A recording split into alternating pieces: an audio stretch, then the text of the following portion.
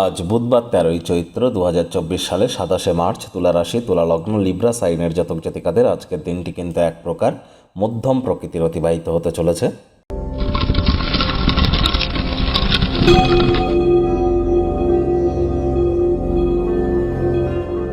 ভিডিওটির শুরুতেই আপনার স্ক্রিনে দেখতে পাচ্ছেন বুধ গ্রহের বীজ মন্ত্র ওম ব্রাং ব্রিং ব্রং স বুধায় নামা।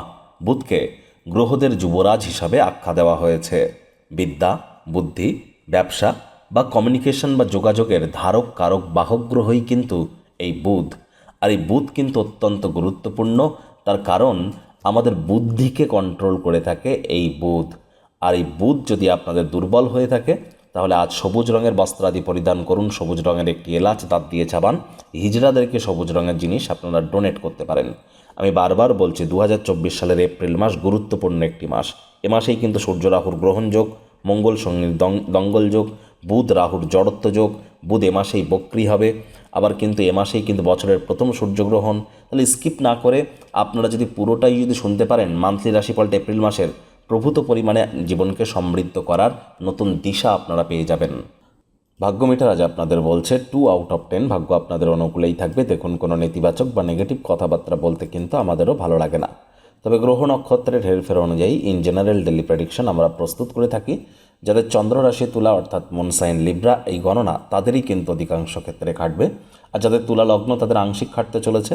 কোনো স্থানে ভ্রমণ বা যাত্রা দীর্ঘকালীন যদি হয়ে থাকে সেটি এড়িয়ে যাওয়াটাই কিন্তু বেটার হবে। তা না হলে শারীরিক মানসিক দুর্বলতা কিন্তু বাড়তে পারে। আজ কোনো প্রকার নেতিবাচক অনুভূতির আশ্রয় যেন নেবেন না, বিশেষ করে পরসমালোচনা, পরচর্চা, পরনিন্দা, রাগ, বিদ্বেষ, হিংসা, ঘৃণা, অহংকার আর ইগো এগুলিকে পথে আসতে দেবেন না। তাহলে কিন্তু একটা সময় পর গিয়ে আপনারা নিজেরাই একাকিত্বতার অনুভূতিতে গ্রস্ত হবেন। হতাশা আপনাদেরকে গ্রাস করতেই পারে। অর্থগত ব্যাপারে ব্যয়বহুল একটি দিন, খরচ বাড়বে। নতুন উদ্যোগ পরিকল্পনার পাশাপাশি নতুন নির্মাণ কার্যকে আজ পিছিয়ে দিন।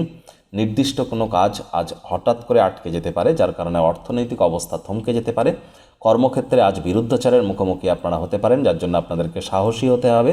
চাকরিজীবী যারা আছেন অফিসে কম কথা বলে কাজ বেশি করুন, মনের থেকে মস্তিষ্ককে বেশি দাম দিন। কোনো প্রকার অফিস পলিটিক্স বা গসিপিংয়ের অংশ যেন হবেন না, বসের কিন্তু কুনজরে পড়ে যেতে পারেন। রাজনীতিবিদ যারা আছেন জনসংযোগ বৃদ্ধি করুন, কঠোর কায়িক পরিশ্রমের কোনো বিকল্পই কিন্তু নেই। শিক্ষার্থী বিদ্যার্থীদের পড়াশোনায় মনোযোগ আরও বৃদ্ধি করতে হবে। উচ্চশিক্ষার জন্য যারা বিদেশ যাত্রার কথা ভাবছিলেন, ভাগ্যদেবী আজ আপনাদের পক্ষে নেই। আজ আপনাদের সন্তান সন্ততি থেকে থাকলে তাদের দিকে কঠোর সজাগ দৃষ্টি বজায় রাখুন।